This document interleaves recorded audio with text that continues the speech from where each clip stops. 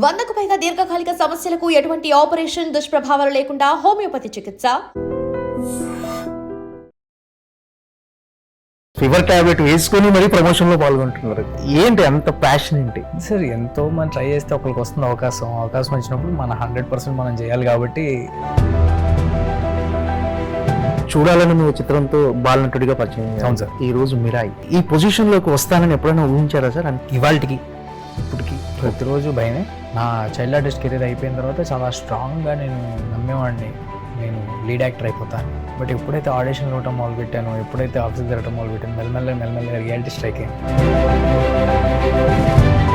Pan India hero అని పిలవద్దు, నన్ను అలా పిలవటం వేరే వాళ్ళకి ఇబ్బందిగా ఉంది. ఏంటి మీకేమన్నా ఇబ్బంది కలిగిందా? It's too early for anybody. ఒక్క సినిమా తాలూకా సక్సెస్ ఫెయిల్యూరో నన్ను డిఫైన్ చేయకూడదు. ట్రైలర్స్ చూస్తే ఒక యాంగ్జైటీ డెఫినెట్గా చూసేయాలని ఒక కలిగింది. ఏంటి మిరాయి ఎలా ఉండబోతుందో? చాలా ఎక్సైటింగ్గా ఉంటుందండి, థ్రిల్లింగ్గా ఉంటుంది. స్టార్టింగ్ నుంచి ఎండింగ్ వరకు మీకు ఒక ఈ సినిమా ఖచ్చితంగా చేసేయాలి అని ఒక అనిపించిన సన్నివేశం ఏదైనా ఉందా ఈ సినిమాలో? క్లైమాక్స్ నాకు ఎక్స్ట్రాడినరీ కిక్ ఇచ్చింది. కార్తీక్ ఘటంనేని ముందు సక్సెస్ ఇచ్చాడా లేదా అనేది వదిలేస్తే యాజ్ అతను నేరేషన్ చెప్పి అతని స్ట్రెంత్ ఏం గమనించారు? Most talented cinematographers Tollywood. And తన సినిమాలు అన్నింటిలో కూడా ఒక ట్రైలర్ చూసిన తర్వాత మీకు వచ్చిన ఫీడ్బ్యాక్ ఎలా ఉందండి? చిరంజీవి గారి దగ్గర నుంచి నోట్ వచ్చినట్టుగా తెలిసింది. నేనే కాదు, ఎవరు ఆయన్ని మెప్పించినా ఫస్ట్ వెన్ను తట్టి ప్రోత్సహిస్తారు. సో అలా చిరంజీవి ఒక పెద్ద మెసేజ్ పెట్టారు. ఈ సినిమాలో హై బడ్జెట్ ఫిలిం, తేజ సజ్జా గారి క్యాన్వాసింగ్ చాలా పెద్ద క్యాన్వాసింగ్ అంటే మీ గురించి కొంచెం తక్కువ చేసి మాట్లాడినప్పుడు మీరు డెఫినెట్గా వాళ్ళకు కరెక్ట్ కౌంటర్ ఇస్తున్నారు. సో అది నిజంగా మీరు క్యాజువల్గా అంటుందా లేదా హట్ అయ్యి? నేను చిన్నప్పటి నుంచి ఇక్కడే ఉన్నాను సార్. మన పెద్ద సూపర్ స్టార్స్ గురించే, ఎంతో సొసైటీకి సినిమా ఇండస్ట్రీకి సేవ చేసిన వాళ్ళ గురించే ఎలా పడితే అలాగా అందరూ మాట్లాడుతూ ఉంటారు. మనోజ్ గారితో కలిసి యాక్ట్ చేయడం ఛాలెంజింగ్ అనిపించింది. నా ఫస్ట్ సినిమానే చిరంజీవి గారితో చేసింది. ఓకే. సూపర్ మ్యాన్ కథలకు మిరాయికి ఉన్న వేరియేషన్ ఏంటి? స్వతహాగా వాడికి పవర్స్ ఉండటమో లేకపోతే గాల్లోకి వెళ్ళిపోవడం అలాంటి సినిమా కాదు. సూపర్ యోధా. వాడికి ఈ మొత్తం వరల్డ్కి, ఈ అశోకాజ్ 9 అనే స్పై వరల్డ్కి ఉన్న కనెక్షన్ ఏంటి?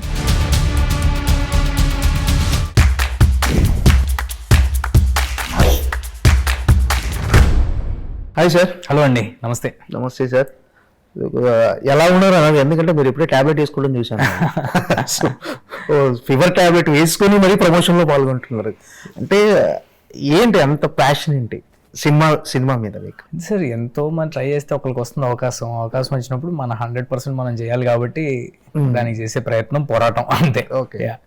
అంటే చూడాలని నువ్వు చిత్రంతో బాలనటుడిగా పరిచయం అయ్యావు. అవును సార్. ఈ రోజు మిరాయి అసలు అమేజింగ్ గ్రోత్ అనేది. Thank you sir. Thank you. అంటే ఒకసారి ఈ పొజిషన్లోకి వస్తానని ఎప్పుడైనా ఊహించారా సార్? అంటే ఇప్పుడు లేదు సార్. ప్రతిరోజు భయమే. ఇవాళకి ఇప్పటికి ప్రతిరోజు భయమే. నా చైల్డ్ ఆర్టిస్ట్ కెరీర్ అయిపోయిన తర్వాత చాలా స్ట్రాంగ్గా నేను నమ్మేవాడిని, నేను లీడ్ యాక్టర్ అయిపోతాను. బట్ ఎప్పుడైతే ఆడిషన్లు ఇవ్వటం మొదలుపెట్టానో, ఎప్పుడైతే ఆఫీస్ తిరగటం మొదలుపెట్టాను, మెల్లమెల్ల రియాలిటీ స్ట్రైక్ అయింది. మనం అనుకున్నంత ఈజీ కాదనమాట అనేలాగా.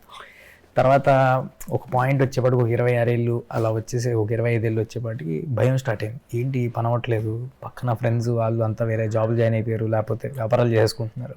సో ఆ రోజు ఆ భయంలో ఉన్నప్పుడు నాకు ఒక ఓ బేబీ ఆపర్చునిటీ వస్తుందని తెలియదు, ఓ బేబీ వచ్చిన జాంబిరెడ్డి వస్తుందని తెలియదు. అలా ఏ రోజు రేపు ఏమొస్తుందో నాకు తెలియదు. బట్ అది రావడానికి నేను చేసిన కృషి, ప్రయత్నం అవి మాత్రం చాలా ఎక్కువ సార్, చాలా ఎక్కువ. బట్ మనం అవన్నీ చేసినప్పటికీ universe should help us and audience దేవుడి దయ. అంటే బాలనటుడిగా చాలా సినిమాలు చేశారు. ప్రతి సినిమాకు మీకంటూ ఒక స్పెషల్ రికగ్నైజేషన్ బాలనటుడిగా. కొంత ఆ గ్యాప్ తర్వాత మళ్ళీ మీరు ఎప్పుడైతే ఓ బేబీ సినిమాతో హీరోగా ఎంటర్ అయ్యారో, so one of the lead character. So ఈ గ్యాప్ లో అనిపించేది సార్, ఏంటి మనం ఏం చేయబోతున్నాం, ఎలా రీఎంట్రీ ఇవ్వాలి, ఆలోచన ఎలా ఉండేది అసలు? వెళ్ళిపోయాడు ప్రీ రిలీజ్ ఈవెంట్ స్పీచ్ వరకు వెళ్ళిపోయాడిని. ఓకే. మన కోరికలు మామూలు కోరికలు కాదు కదా. ప్రీ రిలీజ్ ఈవెంట్ స్పీచ్లు అసలు మన పెట్టి వినాయక్ గారు సినిమా తీసేస్తున్నారు, లేకపోతే పురి గారు సినిమా తీసేస్తున్నారు అనే ఆశలు. అంటే అదే సార్, డ్రీమ్స్ లేనిదే ఎలాగా బయలుదేరతాం. సో చాలా హై డ్రీమర్ నేను. కోరికలు చాలా ఉంటాయి, కానీ చాలా చాలా అంతకు మించిన రియలిస్టిక్ పర్సన్. చాలా ప్రాక్టికల్ అండ్ రియలిస్టిక్. యా. అంటే ఓబీబీ కంటే ముందున్న ఆ స్ట్రగులింగ్ పీరియడ్లో ఎప్పుడైనా డిసప్పాయింట్ అయ్యేవారా? చాలా భయంకరమైన డిసప్పాయింట్మెంట్లు, డిప్రెషన్లు అందరికీ కామనే సార్. అన్ని ఫీల్డ్స్లో అందరికీ కామనే. ఇవాళ నేను అవన్నీ చూశానని ఏదో నేను అంత కష్టపడ్డాను ఇంత కష్టపడ్డానని చెప్పుకునే ప్రయత్నం ఏం లేదు. ఆ రోజు అలాంటి డిసప్పాయింట్మెంట్లు లేకపోతే అలాంటి కష్టాలు, అవకాశం లేని రోజు, ఒక్క అవకాశం వస్తే చాలరా బాబు అని అనుకున్న రోజులు ఉన్నాయి కాబట్టే ఇవాళ నా జర్నీ ఇలా ఉందని నమ్ముతాను నేను. యా. అంటే ఓవివి తర్వాత జాంబిరెడ్డి, తర్వాత అద్భుతం, నెక్స్ట్ హనుమాన్, అంటే 4 సినిమాలు సక్సెస్. అంటే మధ్యలో ఒకటి ఉందిలేండి ఇష్కని. 99% స్ట్రైక్ రేట్. రైట్. అందులో ఎలా చూసుకున్నా 99% స్ట్రైక్ రేట్. అంటే ఇన్ని సక్సెస్ నుండి హనుమాన్ లాంటి ఒక పాన్ ఇండియా సినిమా వచ్చిన తర్వాత కూడా మీరు ఇప్పటికీ ఈ రోజుకి నాకు భయమే అంటున్నారు. ఎందుకని? మనం ఉన్న ఇండస్ట్రీయే ఒక 5% సక్సెస్ రేట్ ఉన్న ఇండస్ట్రీ సార్. 200 సినిమాలు చేస్తే అందులో ఒక 10 ఆడతాయి, 10 మంచి పేరు తెచ్చుకుని బాగా ఆడతాయి. సో చాలా భయంగా ఉంటుంది రోజు. బట్ మనం తీస్తున్న సినిమా పట్ల ఎక్సైట్మెంట్ ఆర్ అవి ముందుకు నడిపిస్తుంటాయి. అంటే హనుమాన్ లాంటి ఒక పాన్ ఇండియా సక్సెస్ వచ్చిన తర్వాత కూడా అంటే మీలో ఇంత మెచ్యూరిటీ, అంటే చాలా రియాలిటీలో మాట్లాడుతున్నారు. ప్రతి సినిమా మొదటి సినిమానే అని. అంతే కదా సార్. సరే, అంటే మామూలుగా అంటే కొంతమంది హనుమాన్ లాంటి ఒక పాన్ ఇండియా సక్సెస్ వచ్చిన తర్వాత లేదు మనం సెటిల్ అయిపోయినట్టే, మనం పాన్ ఇండియా హీరోనే అని ఒక కాన్ఫిడెన్స్ వచ్చేస్తుంది వాళ్ళకు, ఆ యాటిట్యూడ్ కూడా కనిపిస్తుంది. కానీ మీరేంటి ఇంత మెచ్యూర్డ్గా ఇదంతా ఎలా? అదేం లేదు సార్. అంటే నేను మేబీ చిన్నప్పటి నుంచి ఇక్కడ ఉండటం వల్ల ఎందుకో ఎంతోమంది రావటం చూశాను. నాకంటే గొప్ప సక్సెస్లు వచ్చి కూడా తిరిగి వెళ్ళిపోయిన వాళ్ళని చూశాను. సో ఎల్లప్పుడూ ఒళ్ళు దగ్గర పెట్టుకుని జాగ్రత్తగా పనిచేస్తూ ఉండాలి. మనకిచ్చిన అవకాశానికి 110% ఎఫర్ట్ పెట్టాలనేది ఒక్కటే ప్రయత్నం సార్. ఇక మిగతాదంతా మన చేతిలో లేదు. నేను అది ట్రైలర్ రిలీజ్లో అనుకుంటా మీరు మాట్లాడుతున్నప్పుడు మీది ఇదంతా ఈ సక్సెస్ అంతా మీ టాలెంటా లేకపోతే అని మీరు అన్నప్పుడు టాలెంట్తో పాటు డెఫినెట్గా అదృష్టం అనేది కూడా కలిసి రావాలి, గ్రహాల మూమెంట్స్ కూడా మాట్లాడారు. ఆ టైంలో మీరు వేసుకున్న టీషర్ట్ మీద డెస్టినీ అనుకోకండి, అవును, ఒక ప్రింట్ నేను అబ్జర్వ్ చేశాను. ఏంటి మీరు బాగా ఫాలో అవుతారా ఇది ఈ గ్రహాల మూమెంట్స్ అని? ఈ డెఫినెట్గా మన టాలెంట్ ఖచ్చితంగా మనకు కలిసి రావాలి, అది నమ్ముతారా గట్టిగా? మీరు ఇచ్చిన ఆన్సర్ బట్టి అలా అనిపించింది. నేను ముహూర్తాలు చూసుకోవటం, జాతకాలు చూసుకోవడం అలాంటి ఏం చేయను సార్, అసలు నథింగ్. బట్ మనం చేసే పనికి యూనివర్స్ తోడవ్వాలి, మన ఇంటెన్షన్స్ రైట్గా ఉండాలి. ఫస్ట్ లోపల నుంచి మనం ప్యూర్గా ఉండాలి, ఎవరి పట్ల రాంగ్ ఇంటెన్షన్స్ ఉండకూడదు. అది ఉంటే ఫస్ట్ పాజిటివ్ అట్మాస్ఫియర్ ఉంటుంది, తద్వారా అది మన వర్క్లో కూడా రిఫ్లెక్ట్ అవుద్ది. అంతవరకు నమ్ముతా. మీరు అన్న డెస్టినీ టీషర్ట్ అది సినిమాలో వన్ ఆఫ్ ద లైన్ అలా వేసుకుంది తప్పితే అదేదో నేను నమ్మి వేసుకుంటుంది కదా. బట్ డెఫినెట్గా సార్ ఇలాంటి ఇండస్ట్రీలో కొన్ని మనం వచ్చిన ప్లేస్ నుంచి ఇవాళ మనం ఉన్న ప్లేసు మనం ఎక్స్పెక్ట్ చేయండి. సో ఇవన్నీ జరుగుతున్నాయంటే మన ఎఫర్ట్, మన హార్డ్ వర్క్, మన సెన్సిబిలిటీ ఎంత ఉన్నప్పటికీ we are at the right place at the right time with right people. So అంటే మీరు ఎందుకంటే పాన్ ఇండియా హీరో అని పిలవద్దు, నన్ను అలా పిలవటం వేరే వాళ్ళకి ఇబ్బందిగా ఉంది అంటున్నారు. ఏంటి మీకేమన్నా ఇబ్బంది కలిగిందా? ఇలా ఎవరన్నా ఏంది? అదేమీ లేదు సార్. అంటే అనిపిస్తుంది కదా సార్, అంటే I'm yet to do a lot of work. చాలా పెద్ద బాడీ ఆఫ్ వర్క్ చేయాలి, ఒక 15-20 years గ్రేట్ వర్క్ చేయాలి. So it's too early for anybody. ఒక్క సినిమా తాలూకా సక్సెస్సో ఫెయిల్యూరో నన్ను డిఫైన్ చేయకూడదు. నా ఎఫర్టు, నా క్రాఫ్ట్, నా టాలెంట్, నా సిన్సియారిటీ నన్ను డిఫైన్ చేయాలని నమ్ముతా. సో అది ఏం సరే, మిరాయి ఎలా ఉండబోతుంది? మరోసారి లార్జ్ అండ్ లైఫ్ స్టోరీ, ఒక ఇతిహాసాలు, మైథలాజికల్ అన్నీ టచ్ ఉన్నట్టుగా, అంటే ట్రైలర్స్ చూస్తే అన్నీ డెఫినెట్గా థియేటర్కి వెళ్ళి సినిమా చూసేయాలి అని ప్రేక్షకుల్లో ఒక యాంగ్జైటీ, డెఫినెట్గా చూసేయాలని ఒక కలిగింది. ఏంటి మిరాయి ఎలా ఉండబోతుంది అసలు? చిన్న పిల్లల దగ్గర నుంచి 3 ఏళ్ళ పిల్లల దగ్గర నుంచి, నేను మొన్న ప్రెస్ మీట్లో కూడా ఇదే చెప్పాను, 3 ఏళ్ళ పిల్లల దగ్గర నుంచి 80 ఏళ్ళ వరకు అందరికీ ఒక రిలవెంట్ ఫిల్మ్ తీసామండి. It is a film that is relevant across generations fantasy, action, emotion, elevation, devotion అన్నీ కలిపి ఉన్న subject. And moreover extraordinary making, visual. మీరు ట్రైలర్ చూస్తే మీకు అర్థమవుతుంది. ఒక విజువల్గా ఒక కొత్త వరల్డ్. మనం తెలుగు సినిమాలో నేను కాన్ఫిడెంట్గా చెప్పగలను, మన తెలుగు సినిమాలో ఇప్పటివరకు చూడని కైండ్ ఆఫ్ యాక్షన్ ఎపిసోడ్స్ ఇవన్నీ ఉన్నప్పటికీ కూడా చాలా కథ, వెరీ రిచ్ స్టోరీ, అంటే ఎక్కువ కథ ఉన్న సినిమా. ఇవన్నీ ఉన్నప్పటికీ మన కోర్ లెవెల్ ఒక తల్లి ఆశయం కోసం, తల్లి ఆశయాన్ని కొడుకు ఎలా తెలుసుకుని దానికోసం ఎంత దూరం వెళ్ళాడు అనే ఒక మన కల్చర్కి చాలా దగ్గరగా ఉండే ఒక ఎమోషనల్ ఫిల్మ్. బట్ చాలా ఎక్సైటింగ్గా ఉంటుందండి, థ్రిల్లింగ్గా ఉంటుంది. స్టార్టింగ్ నుంచి ఎండింగ్ వరకు మీకు ఒక సాలిడ్ కథ చెప్తున్నట్టు, మీరు అలా హుక్ అయ్యి ఒక చందమామ కథ చూసినట్టు చూస్తారు సినిమాని. అంటే ఈ కథ విన్నప్పుడు ఖచ్చితంగా ఈ క్యారెక్టర్ ఈ సినిమా చేసేయాలి అనే ఒక మీకు గూస్ బంప్స్ వచ్చి రక్తం మరిగిన అంశం ఏంటి, అంత ఎలిమెంట్ ఏంటి అసలు ఈ సినిమాలో? ఈ ఖచ్చితంగా చేసేయాలి నేను ఎప్పుడు అలా ఫీల్ అవ్వకపోతే అసలు చేయనండి సినిమా. నేను 100% ఫుల్ ఎక్సైట్ అవ్వాల్సిందే. సో ఏదో లెక్కలు వేసుకుని కొలతలు వేసుకుని చేయటం అనేది ఎప్పుడు నాతో ఉండదు. ఈ పర్టికులర్ ఫిల్మ్ యాక్షన్ అడ్వెంచర్ అనేది మన తెలుగు సినిమాల్లో చాలా అరుదుగా వచ్చే ఒక ఇది. అండ్ మోర్ ఓవర్ అశోకుడు 9 పుస్తకాల గురించి, ఆ జ్ఞానం గురించి ఒక మిత్ మనం ఇప్పటి నుంచో వింటూ ఉన్నాం. అదొక ఎక్సైటింగ్ ఎలిమెంట్. అండ్ ఈ సినిమాలో ఎంతటి పెద్ద విపత్తు వచ్చినా, ఎంతటి పెద్ద విపత్తు రాబోతున్నా దానికి సమాధానం మన ఇతిహాసాల్లో ఎప్పుడో పెట్టబడి ఉంది అనే ఒక కాన్సెప్ట్ నాకు హైనిచ్చిన కాన్సెప్ట్. అండ్ ఇవన్నీ ఎవరు చెప్పారు అనేది కూడా ఇంపార్టెంట్ అండి. ఇదంతా ఒక ఎక్స్ట్రీమ్లీ టాలెంటెడ్ పర్సన్ కార్తిక్ ఇలాంటి ఐడియా చెప్పేపాటికి ఐ వాజ్ సూపర్ ఎక్సైటెడ్. అంటే ఇది నేరేషన్ ఇచ్చినప్పుడు మీకు బాగా ఈ సినిమా చేశాను సన్నివేశం ఏదైనా గుర్తుందా? నేరేషన్ ఇచ్చి బాగా ఈ సినిమా ఖచ్చితంగా చేసేయాలి అని ఒక అనిపించిన సన్నివేశం ఏదైనా ఉందా ఈ సినిమాలో ఫస్ట్ నేరేషన్ ఇచ్చినప్పుడు? క్లైమాక్స్ నాకు ఎక్స్ట్రాడినరీ కిక్ ఇచ్చింది. అలానే కాదు సార్, అంటే యాజ్ అ హోల్ ఏదో అంటే నేను కథ వినేటప్పుడు నన్ను నేను చూసుకుని నేను ఈ సీన్ చేస్తే ఎలా ఉంటుంది అది నాలో ఉండదండి. ఓవరాల్గా యాజ్ అన్ ఎక్స్పీరియన్స్ ఆడియన్స్ థియేటర్కి రావడానికి ఒక రీజన్ ఉందా?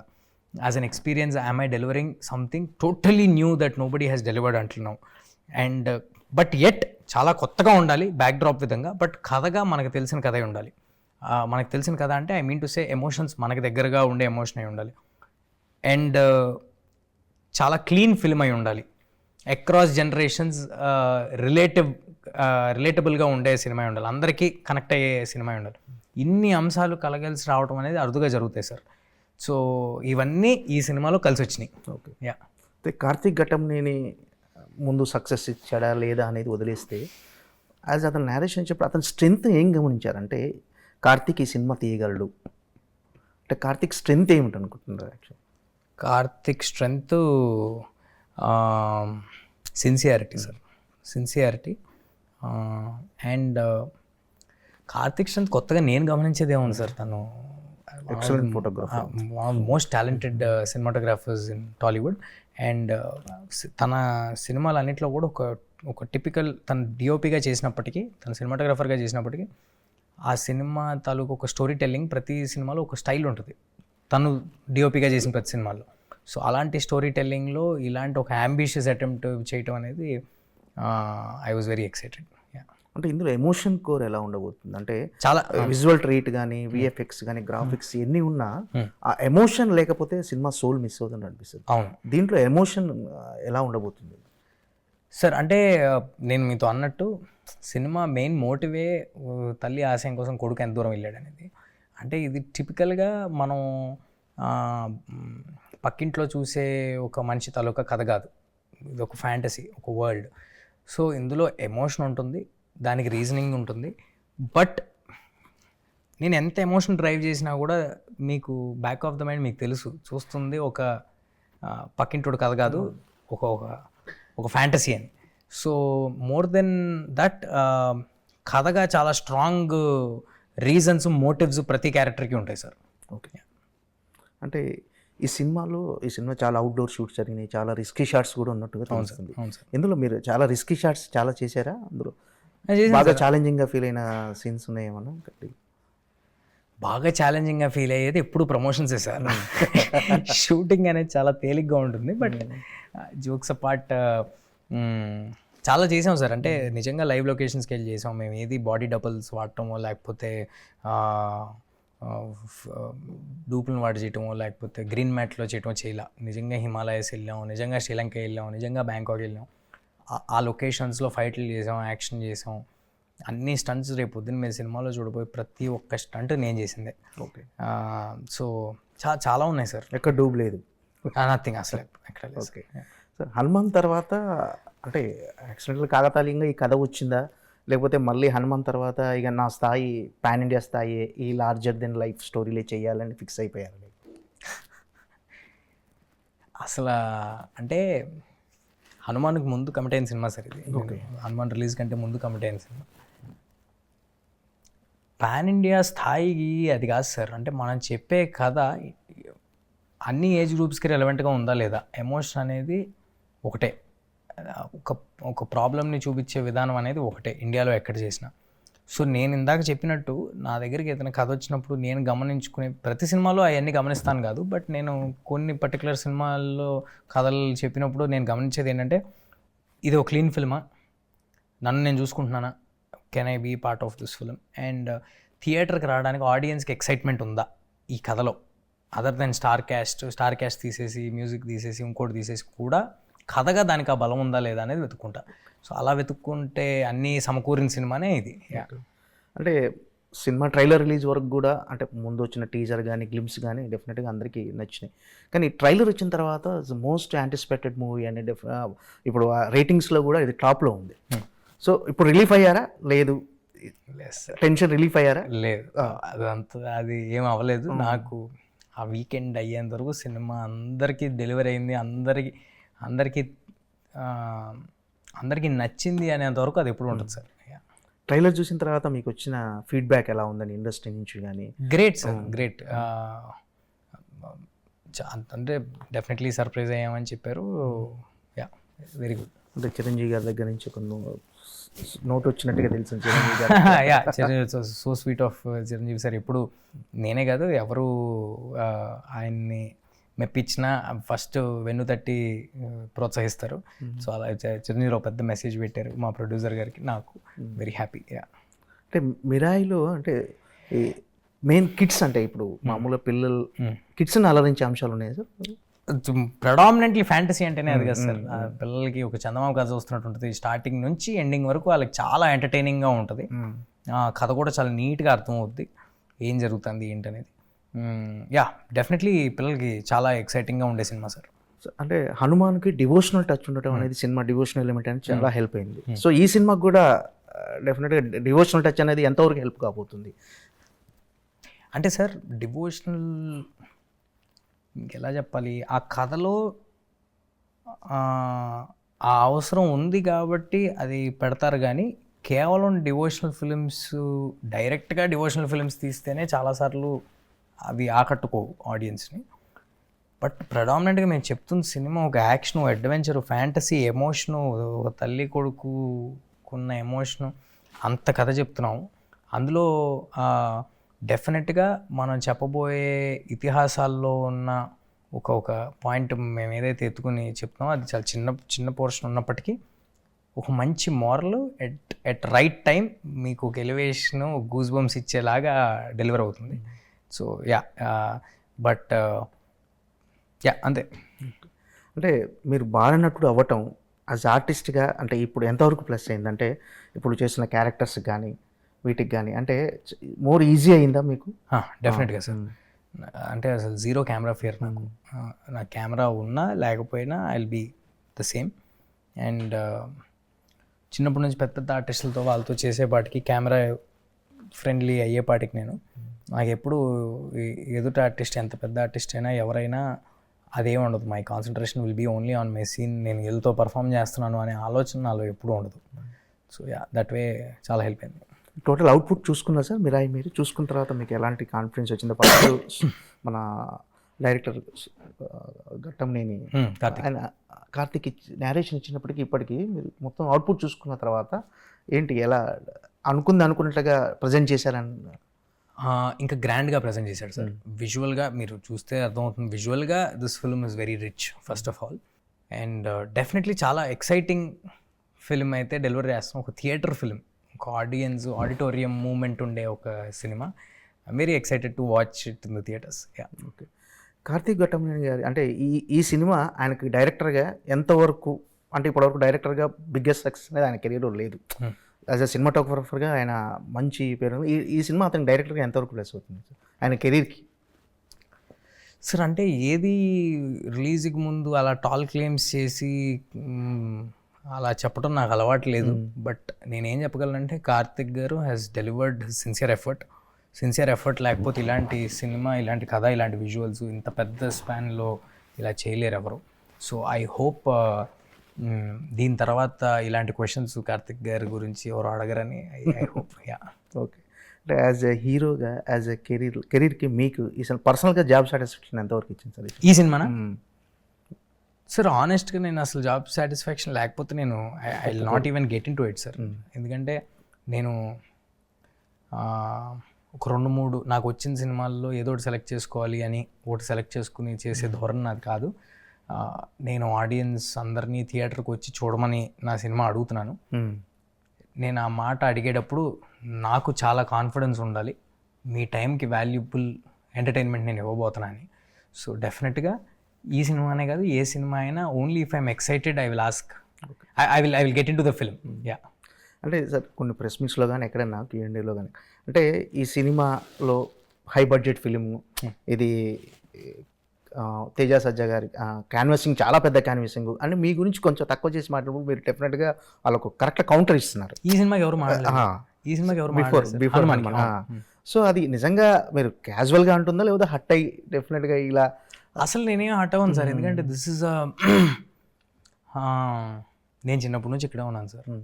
మన పెద్ద సూపర్ స్టార్స్ గురించే, ఎంతో సొసైటీకి, సినిమా ఇండస్ట్రీకి సేవ చేసిన వాళ్ళ గురించే ఎలా పడితే అలాగా అందరూ మాట్లాడుతూ ఉంటారు. అవి బాధగా అనిపిస్తాయి. నా గురించి అడిగే వాటి గురించి నేనేమీ అనుకోను. ఎవరి డౌట్లు వాళ్ళకి అవతల వాళ్ళ మీద ఉంటాయి మనం పబ్లిక్ మీడియంలో ఉన్నప్పుడు. సో దాన్ని మన వర్క్తో ఆన్సర్ చేసుకుంటూ వెళ్ళాలి. టచ్ వుడ్ ఈ సినిమాకి ఓ కాన్ఫిడెన్స్ బిల్డ్ అయింది ఆడియన్స్ అందరిలో, అండ్ దాన్ని కూడా నిలబెట్టుకుంటానని కోరుకుంటున్నాను. Okay sir. హనుమాన్ టైంలో పెద్ద సినిమాల మధ్యలో రిలీజ్ అయింది. మీరు అనుకున్నారా హనుమాన్ అంత కమర్షియల్గా, అంటే ఇక్కడ నార్త్ బెల్ట్లో కూడా బిగ్గెస్ట్ సక్సెస్ అయింది పాన్ ఇండియా లెవెల్లో. నాకు తెలిసి అంత ఎవరు ఊహించని రేంజ్కి వెళ్ళిపోయింది ఆ cinema.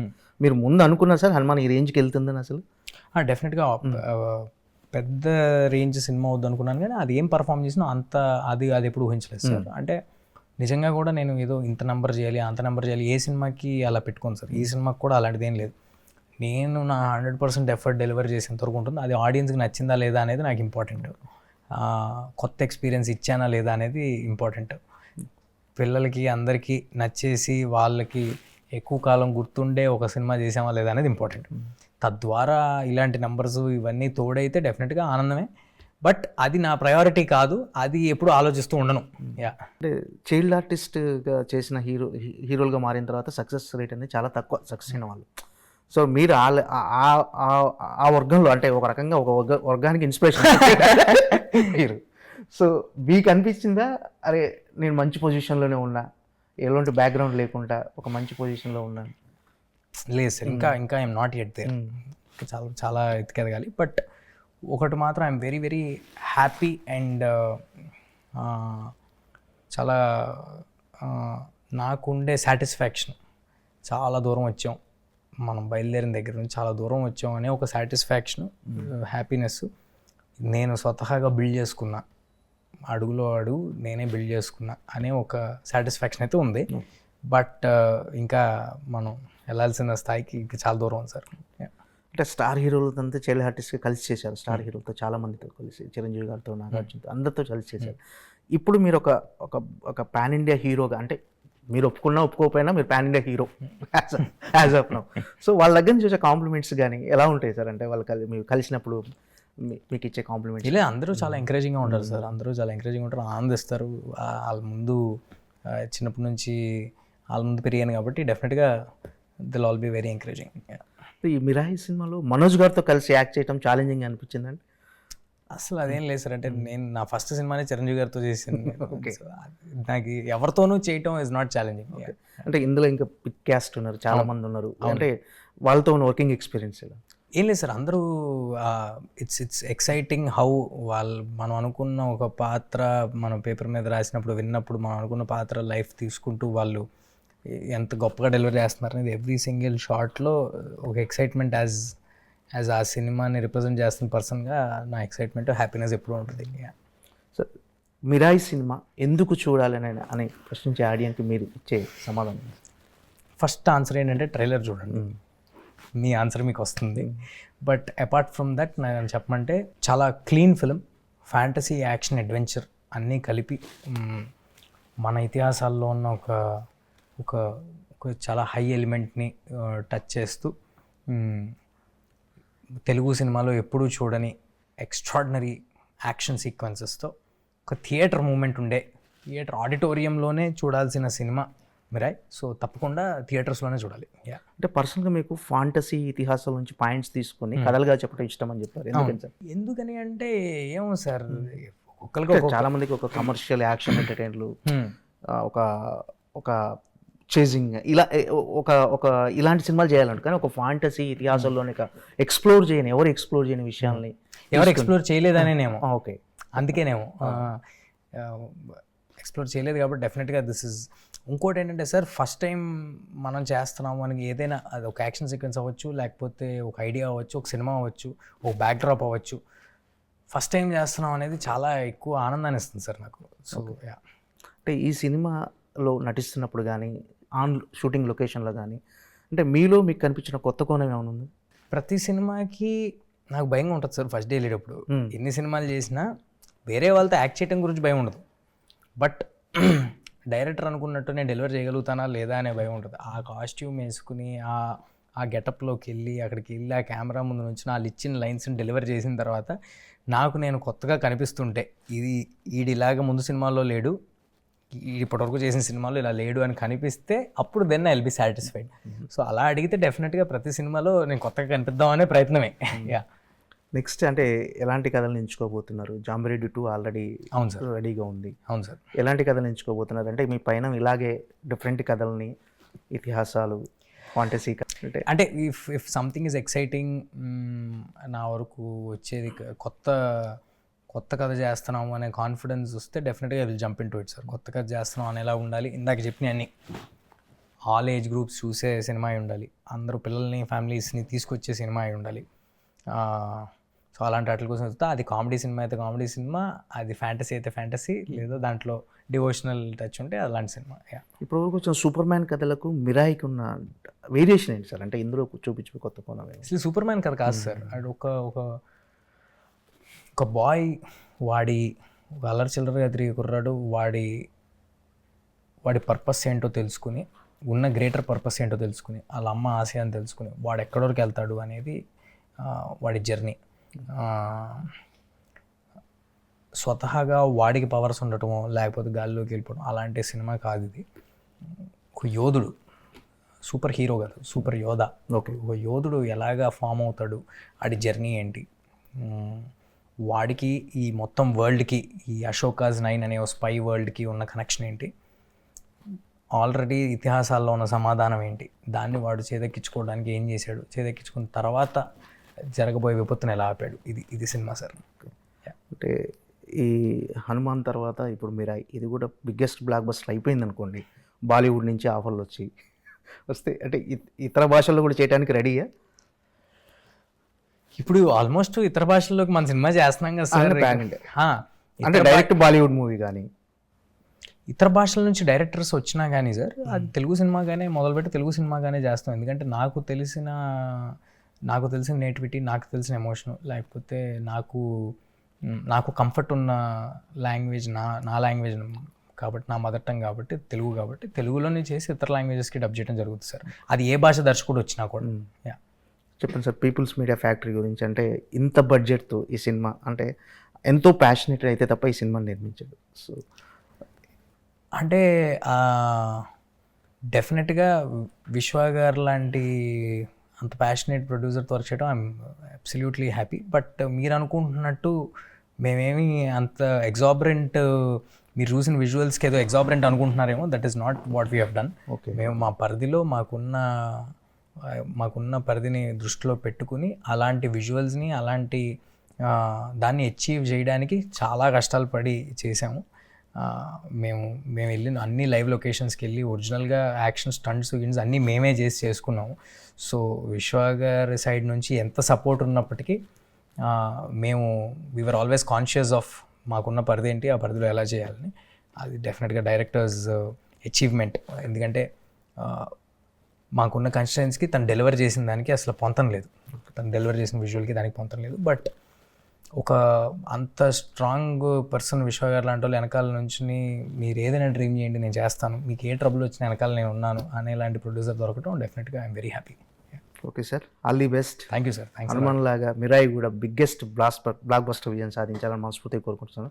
Thank you sir, thank you so much sir. And for more videos, Please subscribe to iDream. Please subscribe to iDream. Please subscribe iDream. And please subscribe to iDream.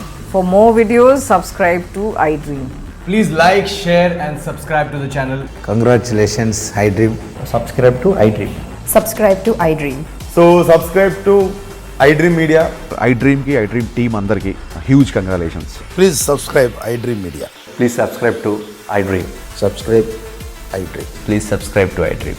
iDream అంటే నా కళల ఛానల్ సబ్స్క్రైబ్ చేసుకున్న నోరు తిరుగుతలేదు, మీరైతే గంట గుర్తు కొట్టండి. For more such videos, please subscribe to iDream. Subscribe to iDream. Please subscribe to iDream. Please subscribe iDream Media. Please do subscribe to iDream. Please subscribe to iDream Media. For best entertainment and information, please subscribe iDream. And don't forget to subscribe to iDream.